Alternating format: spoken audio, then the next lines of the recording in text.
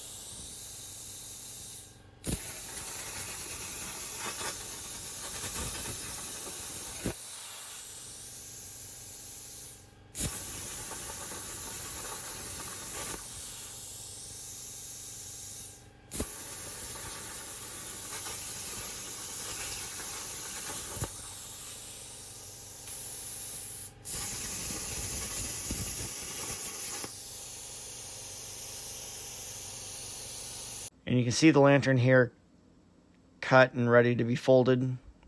Unfortunately, I did not get any images of the process of folding it, which was interesting.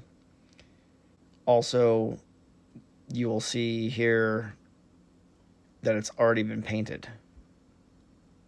Some of the video is not mine, and I know some of the photos are not exactly great, but gives you an idea of how it came out after the problem was solved with the voltage being detected, or not being detected, really.